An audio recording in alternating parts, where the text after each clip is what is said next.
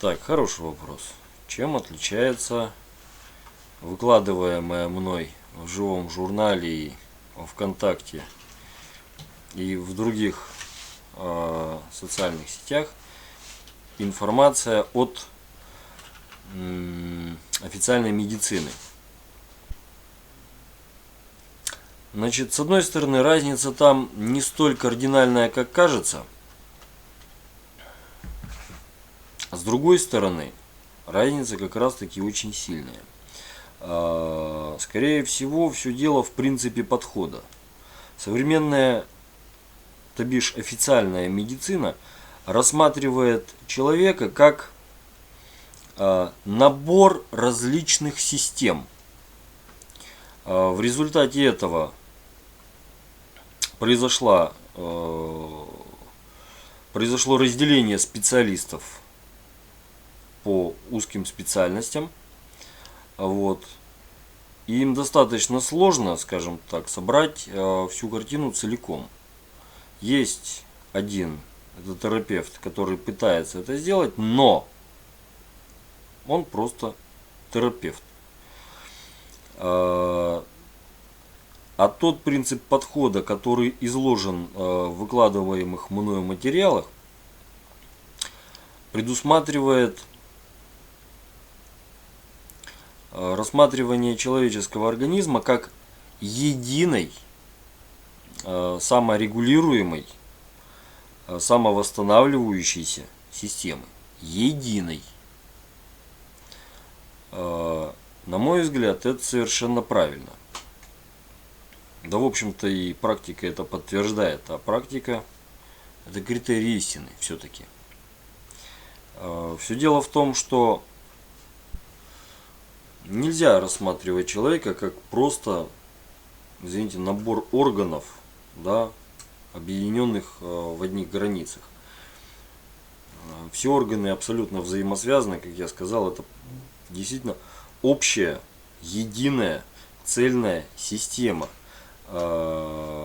Функционирование каждого органа значительно влияет на все остальные.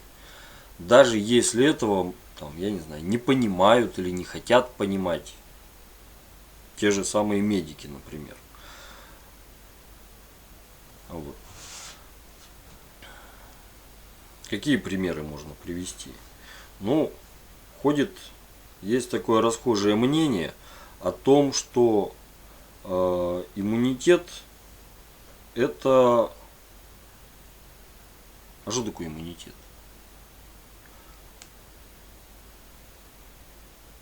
Когда я начал разговаривать с одним из медицинских специалистов, он почему-то со мной категорически не согласился в том, что основа иммунитета это кишечник. Что интересно. При этом всем именно чистота кишечника, например, обусловливает чистоту кровеносной системы, ведь именно туда сбрасываются все токсины. Если кишечник забит, то токсины просто некуда сбрасывать. Раз. Там же в кишечнике микрофлора занимается синтезом аминокислот. Опять же, если, повторю, эта микрофлора в нормальном состоянии, то она занимается и синтезом аминокислот, и синтезом витаминов, что характерно. Там же происходит практически основное уничтожение тех патогенных микроорганизмов, да и макроорганизмов, которые в наш организм так или иначе попадают с воздухом, с водой, с пищей, без разницы. Вот. Там же происходит утилизация отходов.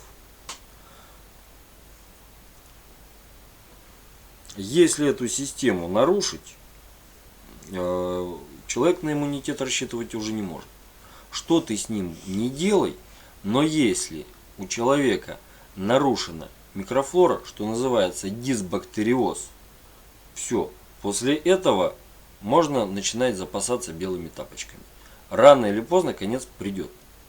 Причем скорее рано, чем поздно. Многие, наверное, особенно в молодости, испытывали чувство легкости после, извините за мой французский, поноса.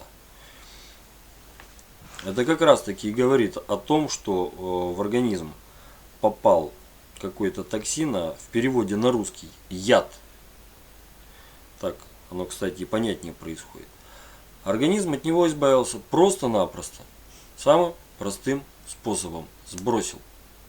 Человек тут же получил облегчение, выражающееся в физическом и моральном самочувствии.